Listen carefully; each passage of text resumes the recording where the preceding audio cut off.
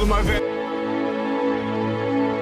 Film की शुरुआत में हम एक टायलर नाम के आदमी को देखते हैं जो बांग्लादेश की पुलिस से बचता हुआ भाग रहा था। वो बहुत ज्यादा घायल हो चुका था क्योंकि उसको गोली लग चुकी थी, जिसके बाद वो एक जगह पर रुक जाता है और अपने मरे हुए बेटे को याद करने लगता है। फिर यहाँ पर सीन चेंज हो जाता है, जिसके बाद हमें इंडिया के मुंबई शहर के एक स्कूल को दिखाया जाता है जहाँ से एक लड़का अपने घर पर जा रहा था। उस लड़के का नाम ओवी महाजन होता है, जो मुंबई के एक बहुत बड़े गैंगस्टर महाजन का बेटा था, जो कि इस टाइम पर एनसीबी की रेड पड़ने की वजह से जेल में बंद था। ओवी स्कूल से निकलने के बाद कुछ देर अपने दोस्तों के साथ टाइम स्पेंड करने लगता है। फिर फाइनली जब वो घर पर पहुंचता है तो वहां पर हमें एक साजू नाम का आदमी देखने को मिलता है, जो कि इस टाइम पर उसके फादर के लिए काम कर रहा था। महाजन ने साजू को स्पेशली ओवी के लिए रखा हुआ था, जो कि देर आने पर साजू से सवाल करने लगता है। फिर ओवी उसको जवाब देकर वहां से पियानो बजाने चला जाता है, क्योंकि जब भी वो नर्वस हुआ करता था तो वो सबसे पहले पियानो बजाता था। कुछ देर घर रुकने के बाद वो अपने घर पर बोर होने लगता है, जिसके बाद वो अपने दोस्तों को मैसेज करके क्लब मिलने को कहता है। फिर रात में ओवी अपने घर से चोरी से निकलकर क्लब में जाकर अपने दोस्तों से मिलता है। फिर उसके दोस्त उसको बाहर ले जाकर उसके सामने स्मोक करने लगते हैं एंड वहां पर वो ओवी को भी स्मोक करने के लिए कहने लगते हैं। ओवी भी स्मोक करने ही जा रहा था, लेकिन तभी वहां पर दो पुलिस वाले पहुंच जाते हैं। वो दोनों पुलिस वाले नकली पुलिस वाले थे। वहां पर आने के बाद वो ओवी के सामने ही उसके दोस्त को गोली मार देते हैं और ओवी को किडनैप करके अपने साथ में ले जाते हैं। वो दोनों पुलिस वाले आमिर आसिफ नाम के एक बांग्लादेश के ढाका शहर में रहने वाले एक गैंगस्टर के लिए काम किया करते थे और उसकी महाजन से बहुत पुरानी दुश्मनी थी, जिसकी वजह से उसने उसके बेटे को किडनैप करवा लिया था। फिर जैसे ये बात साजू के द्वारा महाजन को पता चलती है तो महाजन को बहुत ज्यादा गुस्सा आ जाता है, जिसके बाद वो साजू को ढाका जाकर उसके बेटे को छुड़ाकर वापस लाने को कहने लगता है। फिर साजू वहां से घर आने के बाद अपनी वाइफ से इस बारे में डिस्कस करता है तो उसकी वाइफ गुस्से में होकर उससे बोलती है कि तुम महाजन से बोलो कि महाजन अपने बेटे को आसिफ को पैसे देकर छुड़ा ले। इसके जवाब में साजू उसको ये बताता है कि एनसीबी की रेड में उसके सारे एसेट्स जा चुके हैं, जिसकी वजह से उसके पास बिल्कुल भी पैसे नहीं बचे।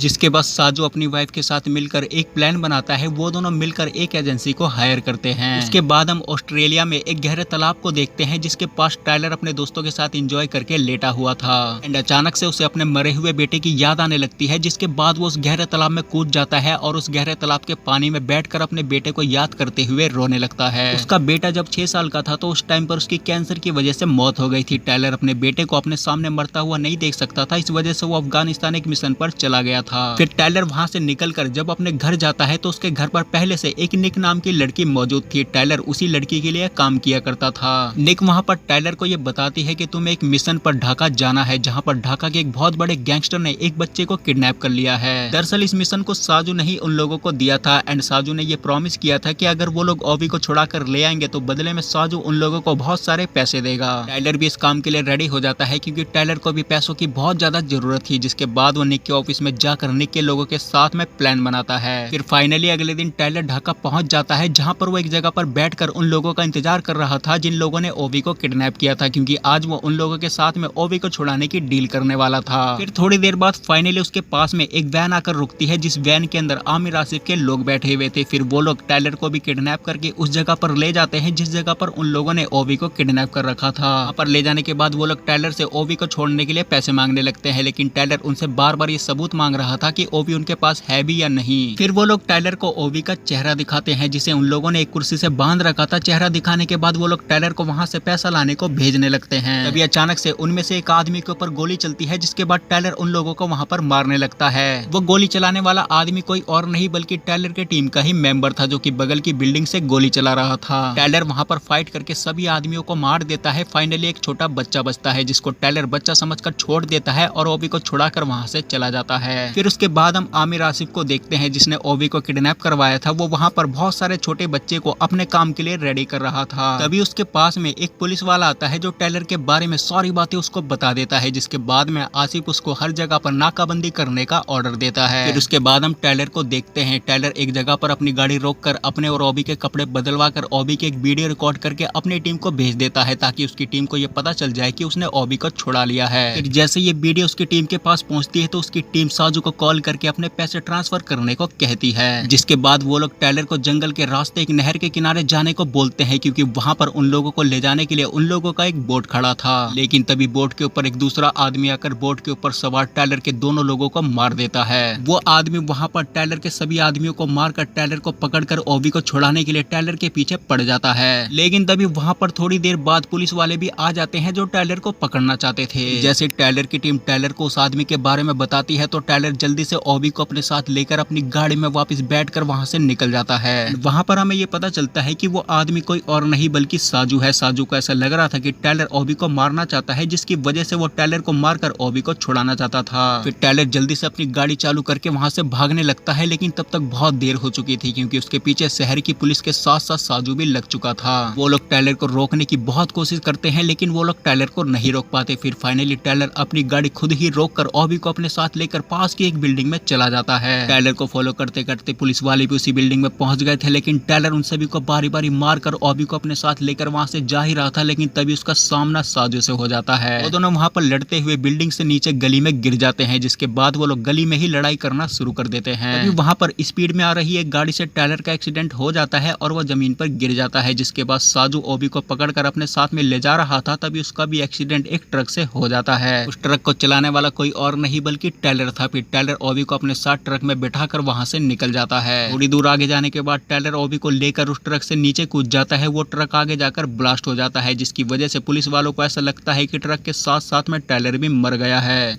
फिर जैसे ये बात आमिर आसिफ को पता चलती है तो वो पुलिस वालों से टायलर की मौत का सबूत मांगता है। एंड पुलिस वाले टायलर को ढूंढते उससे पहले टायलर ओबी को लेकर एक कंपनी में पहुंच गया था। टायलर के पास में निक का फोन आता है। निक उसको ये बताती है कि वो दूसरा आदमी कोई और नहीं बल्कि साजू है। साजू महाजन के लिए काम करता है और महाजन ने हमसे अपना काम करवा लिया, लेकिन बदले में पैसे ट्रांसफर नहीं किए। साथ में वो टायलर को ये भी बोलती है कि तुम उस लड़के को वहीं पर छोड़कर अपनी जान बचाकर वहां से भाग जाओ, लेकिन टायलर उसको ऐसा करने से साफ साफ मना कर देता है। उसके बाद टायलर ओबी को अपने साथ लेकर कंपनी के बाहर खड़ी एक वैन में जाता है, लेकिन तब तक वहां पर कुछ गैंगस्टर बच्चे आ गए थे जो कि आमिर आसिफ के लिए काम किया करते थे। जिसके बाद में टायलर वहां पर उन सभी बच्चों से फाइट करके उन सभी बच्चों को मारकर ओबी को अपने साथ एक गटर में ले जाता है, जहां से वो अपनी टीम को कॉल करके अपने एक दोस्त से वैन मंगवाता है जो कि यहीं पर आसपास रहा करता था। थोड़ी देर बाद जब उसका दोस्त आ जाता है तो टायलर ओबी को लेकर उसके घर पर चला जाता है, जहां पर वो नहा धोकर खाना पीना खाकर आराम करता है। लेकिन थोड़ी देर बाद वो देखता है कि उसका दोस्त आधी रात में कहीं से वापस आ रहा था।